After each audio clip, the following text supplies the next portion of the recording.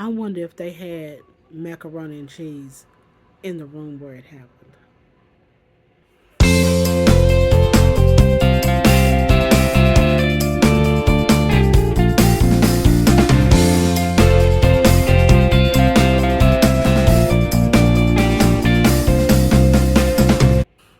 Greetings and salutations. This is your girl, Outspoken Diva, and this February, let's talk about Black Foodie facts. Sometimes you get the statement, is Black history even needed, or you know, Black history is American history. We just put it in there, and guess what? Time after time after time, history and present attitudes and probably the future will show us that you do not.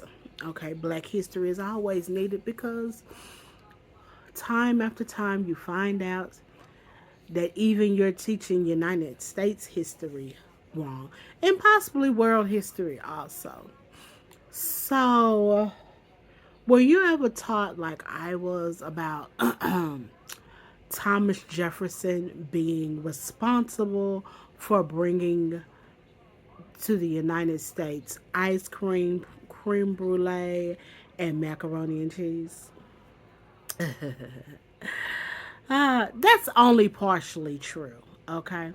Thomas Jefferson never got in the kitchen, or I won't say never. He is not, there is no documentation of Thomas Jefferson ever being in the kitchen to make these things. Actually, it was a man that was enslaved under him, Mr. James Hemings, who is responsible for those things. And that's who we are talking about on this video, Mr. James Hemings.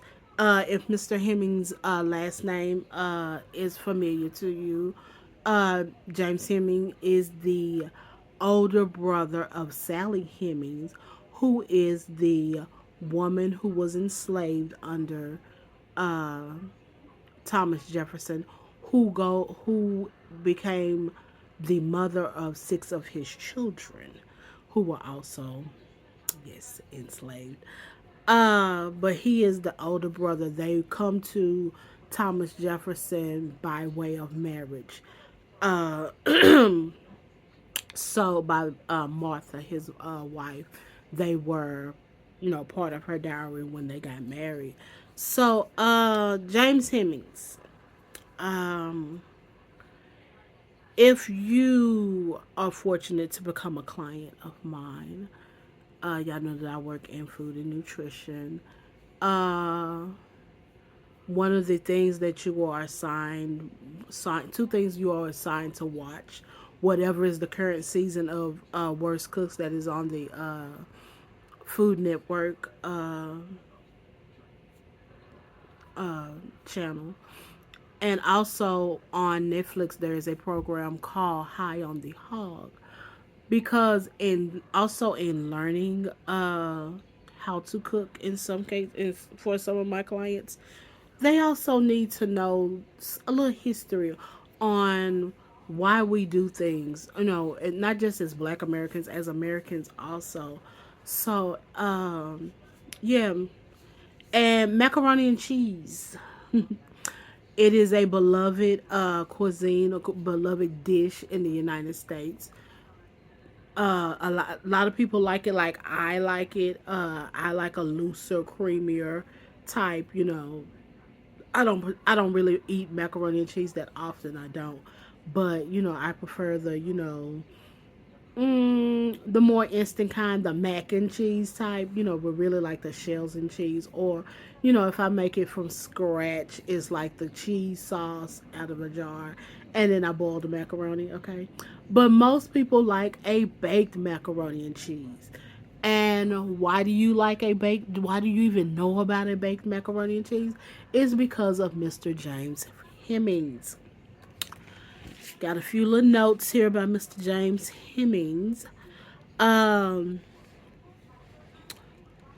I told you that he was with Thomas Jefferson when Thomas Jefferson found out about ice cream, creme brulee, meringues, uh, French fries, and mac and cheese. It is called macaroni pie in those days in French culture. And Mr. James Heming brought them the knowledge. He was the first American chef trained in France. So he got the first, French and French ways of cooking are one of the classical ways of cooking. No, so yeah.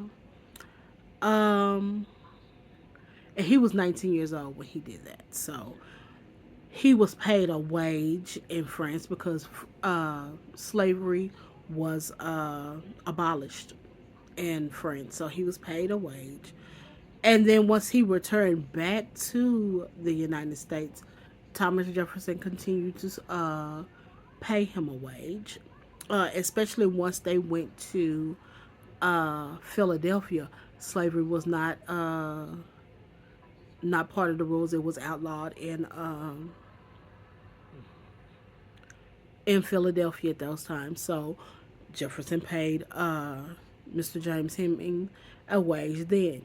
He is famed to have cooked the historic meal between Alexander Hamilton and Thomas Jefferson, where they reconciled because they were actually political enemies. That's why I wondered and I asked at the beginning of this video, could they have had some mac and cheese, some baked mac and cheese, some macaroni pie on during that fateful meeting? So that's why I asked. Um, Mr. James Heming does not stay enslaved. He in 1993 he negotiated a contract for his freedom, and the contract was okay. You could have your freedom if you train the your replacement. He trains his brother, Peter Hemmings, and in 2 years, he earns his freedom. So after that, and that is 1996, he decides to travel through Europe. Probably learning more of his craft, and then he comes back to Philadelphia to work as a cook. So in 1801, Jefferson offers Heming to come back as the chef of the house, and James Hemings declined because he had a chef job in Philadelphia. But eventually, he returns back to Monticello, Virginia, and he worked for like a month and a half, and he earns $30, and then he goes back to Baltimore. And then later that year, at age 36, he leaves this world for the next world. And it is said is by his hands. So, yeah. So, I challenge you all, those of you who make mac and cheese, I'm going to put Mr. Hemming's recipe up there. And I want to see if you'll make that recipe the next time you make mac and cheese. I don't know when you make it. I know it was a lot of people um, during the Thanksgiving holidays showing off their mac and cheese recipes. And I saw a few of them using Mr. Hemming's recipe. So make that and tell me how it tastes, okay? All right. But yeah, we salute you, Mr. James Hemming, for introducing us to a lot of European style foods that weren't here always, okay? And we want to make sure that we tell your truth, tell your story, tell your history. That is a wonderful part of our culinary history, okay? All right. Other than that, talking to you in adult terms.